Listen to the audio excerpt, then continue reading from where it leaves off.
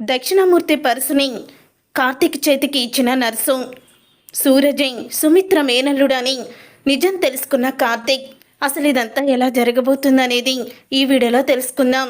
కార్తీక దీపంలో ఏం జరగబోతుందో టీవీలో కన్నా ముందుగా మీరు చూడాలనుకుంటే తప్పకుండా మా ఛానల్ని సబ్స్క్రైబ్ చేసుకొని పక్కనే ఉన్న గంట సింబల్పై ఆలని క్లిక్ చేయండి. వీడియో నచ్చితే తప్పకుండా లైక్ చేయండి. కార్తీక్ దీపతో ఇలా అంటూ ఉంటాడు, దీప, సూరజ్ని చూస్తుంటే నీకేమనిపిస్తుంది అని దీపని అడగడంతో, ఏమనిపిస్తుంది బావా, నేనైతే ఇన్ని రోజులకి జ్యోత్స్నాకి సరైన సమాధానం చెప్పేవాడు ఎదురుపడ్డాడని నాకు అనిపిస్తుంది. ఎందుకంటే మనం ఏం జరిగినా కూడా జ్యోత్స్నాని ఇంతలాగా ఎప్పుడూ ఎదిరించలేదు. ఇంట్లో వాళ్ళు ఏమనుకుంటారో, మళ్ళీ అమ్మ బాధపడుతుందేమో, నాన్న బాధపడతాడేమో, తాతయ్య బాధపడతాడేమో అని ఇన్ని రోజులు కూడా జ్యోత్స్న ఎన్ని తప్పులు చేసినా ఏదో తనని బెదిరించామో, నిలదీశాము తప్ప ఇలాంటి పనులు ఎప్పుడూ కూడా చెయ్యలేదు. కానీ సూరజ్ మాత్రం ఇక నిలబడి జ్యోత్స్నాకి తగిన బుద్ధి చెప్పాడు. ఇక జ్యోత్స్నాకి సరైన పోటీదారుడని నాకు అనిపించింది అని దీప అనడంతో నాకు కూడా అలాగే అనిపించింది. కానీ జ్యోత్స్నాకి సరైన పోటీదారుడు కాదు, సరైన జోడి అని అనిపించింది అని కార్తీక్ అనడంతో దీప షాక్ అయిపోతూ, ఏంటి బావను చెప్పేది, అసలు సూరజ్ ఏంటి, జ్యోత్స్నాకి సరైన జోడేంటి, అసలు వాళ్ళిద్దరికి అసలు పడదు కదా అని దీప అనడంతో, అవును దీప, జ్యోత్స్న పొగరు దించాలంటే సూరజ్ లాంటి వాడే జ్యోత్స్నాకి భర్తగా రావాలి. అసలు జ్యోత్స్నాకి భర్తని ఎక్కడి నుంచి తీసుకురావాలో, తని కొమ్ములు విరిచి పొగర్ని అనిచేవాడిని ఎక్కడి నుంచి తీసుకురావాలో అని నేను కూడా ఇప్పటి వరకు చాలా భయపడ్డాను. మనం నెల రోజులు టైం తీసుకున్నాము, నువ్వేమో ఛాలెంజ్ కూడా చేశావు. ఒకవేళ ఈ నెల రోజుల్లో నీ మెడలో తాళి కట్టేవాడిని బావ తీసుకురాకపోతే నువ్వు చెప్పినట్టు చేస్తానని ఛాలెంజ్ కూడా చేశావు. అన్నీ కూడా నా మనసులో భయాన్ని పుట్టించాయి.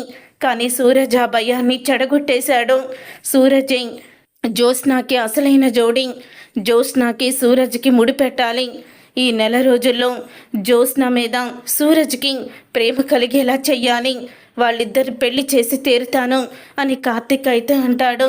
అదేంటి బావా, అతను ఎవరో, అతని బ్యాక్గ్రౌండ్ ఏంటో, వెనకాల అతనికి ఎవరున్నారో ఏంటో ఏమీ తెలుసుకోకుండా నువ్వు అలా ఎలా డిసైడ్ అయిపోతావు అని అడుగుతూ ఉంటుంది దీప.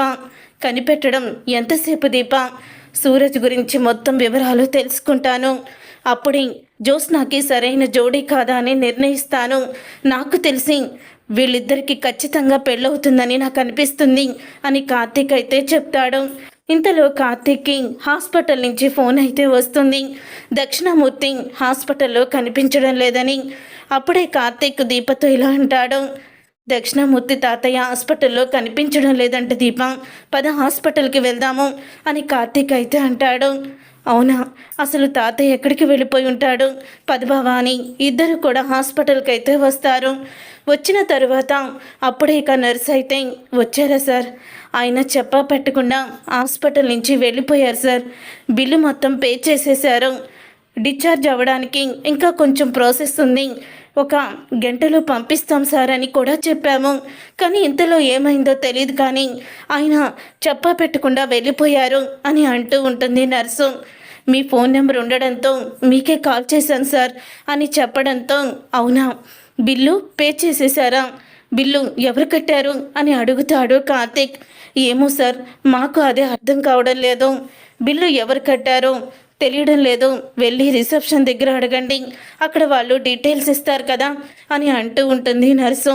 అంటే వాళ్ళు బిల్లు పే చేసేటప్పుడు నేను ఆపరేషన్ థియేటర్లో ఉండాల్సి వచ్చింది సార్, అందుకే నేను తెలుసుకోలేకపోయాను అని నర్సు అనడంతో అప్పుడే దీపా కార్తీక్ ఇద్దరూ కూడా రిసెప్షన్ దగ్గరికి అయితే వెళ్తారు.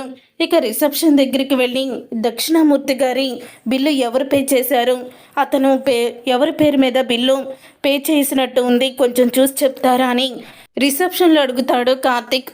అప్పుడే రిసెప్షన్ ఆవిడ ఇలా అంటుంది, సరే సార్ చూసి చెప్తామని ఇక చూసి చెప్తూ ఉంటుంది. సార్, ఈ బిల్లు పేషెంట్ పేరు మీదే బిల్లు అయితే కట్టేశారు, ఇక మిగతా డీటెయిల్స్ అయితే ఏమీ లేవు, మరి ఎవరు ఏంటో మీకు చెప్పారా, అదే బిల్లు పే చేసేటప్పుడు మీరు పేషెంట్కి ఏమవుతారు అని మీరంతా కూడా అడుగుతారు కదా, ఆ వివరాలు అతన్ని మీరేమీ అడగలేదా అని అంటూ ఉంటే, అడిగాం సార్.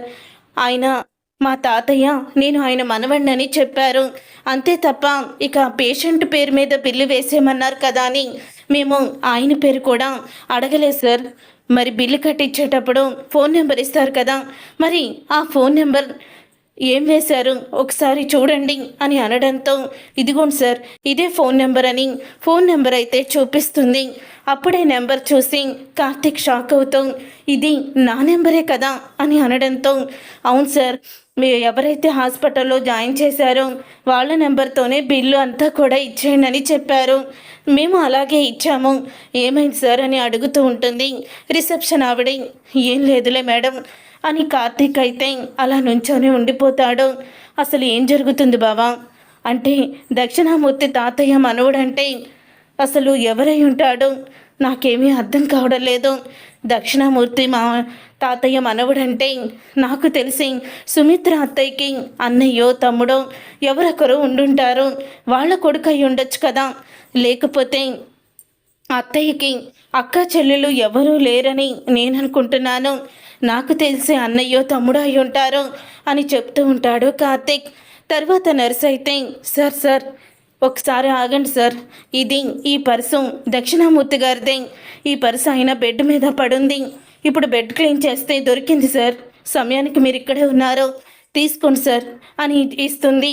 అప్పుడే దీప, బావా ఇది తాతయ్య పర్సు అంట. ఒకవేళ తాతయ్య పర్సులో తనకి సంబంధించిన డీటెయిల్స్ అడ్రస్ ఏదైనా ఉంటుందేమో ఒక్కసారి చూడు అని అంటుంది దీప. అప్పుడే కార్తీక్ అయితే పర్సు ఓపెన్ చేస్తాడు. పర్సు ఓపెన్ చేసి కార్తీక్ చూడంగానే ఒక్కసారే షాక్ అయిపోతూ ఉంటాడు కార్తీక్. పర్సులో సూరజ్ ఫోటో అయితే ఉంటుంది. సూరజ్ ఫోటోని చూసి కార్తీక్ దీప ఇద్దరు కూడా షాక్ అయిపోతూ ఉంటారు. అప్పుడే దీప, ఇదేంటి బావా సూరజ్ ఫోటో ఉంది, అసలు సూరజ్కి తాతయ్యకి సంబంధం ఏంటి అని అడుగుతుంది దీప. అప్పుడే కార్తీక్ రిసెప్షన్ ఆవిడ దగ్గరికి వెళ్ళి, చూడండి బిల్లు పే చేసిన అతను మీకు తెలుసా అని అడుగుతూ ఉంటాడు. కార్తీక్, తెలుసు సార్, నేను అప్పుడు డ్యూటీలోనే ఉన్నారు, నేనే బిల్ అంతా కూడా చేసింది అని చెప్తుంది. అయితే అతన్ని చూస్తే మీరు గుర్తుపట్టగలరా అని కార్తీక్ అడగడంతో, గుర్తుపడతాను సార్ అని అంటూ ఉంటుంది రిసెప్షన్ ఆవిడ. అలా అనగానే కార్తీక్ ఫోటోని చూపిస్తాడు, సూరజ్ ఫోటోని. చూడండి ఈ ఫోటోలో అతనేనా బిల్లు పే చేసింది అని అడుగుతాడు. అవును సార్ ఇతనే బిల్లు పే చేసింది, ఇతనే మనవడు అని కూడా చెప్పారు అని అనడంతో, అయితే దక్షిణామూర్తి మనవడు సూరజ్కి దక్షిణామూర్తి తాతయ్యకి ఏదో సంబంధం ఉంది. మనవడు అంటే ఖచ్చితంగా సుమిత్ర అత్తయ్య మేనలుడే అయ్యుంటాడు. మరి ఈ విషయం ఎలా తెలుసుకునేది బావా? అడ్రస్ కూడా ఇవ్వలేదు. సూరజ్ ద్వారానే మనం అన్ని వివరాలు తెలుసుకోవాలి. నేను అనుకున్నది ఖచ్చితంగా జరిగి తీరుతుంది దీప అని కార్తీక్ అంటాడు. ఏంటి బావా నువ్వు అనుకున్నది అని అనగానే, జ్యోత్స్నాతో సూరజ్ పెళ్ళి రెండు కుటుంబాల్ని ఒక్కటి చేస్తుంది. ఇది ఆ దైవ నిర్ణయం. అందుకే సూరజ్ ఇప్పుడు మన కంటపడ్డాడు, మనకి దొరికాడు. అందుకని పర్స్ కూడా మన చేతికి వచ్చింది అని కార్తీక్ అయితే అంటూ ఉంటాడు. చూసారుగా ఫ్రెండ్స్, మొత్తానికి సూరజ్ సుమిత్ర మేనల్లుడని కార్తీక్ అయితే తెలుసుకున్నాడు. మరి రాబోయే కథలో కార్తీక్ సూరజ్కి జ్యోత్స్నాకి ఏ విధంగా పెళ్లి చేయబోతున్నాడో, అసలు ఏం జరగబోతుంది అనేది రాబోయే కథలో తెలుసుకుందాం. ఈ వీడియో కనుక మీకు నచ్చితే తప్పకుండా లైక్ చేసి మా ఛానల్ని సబ్స్క్రైబ్ చేసుకొని పక్కనే ఉన్న గంట సింబల్పై ఆలని క్లిక్ చేయండి.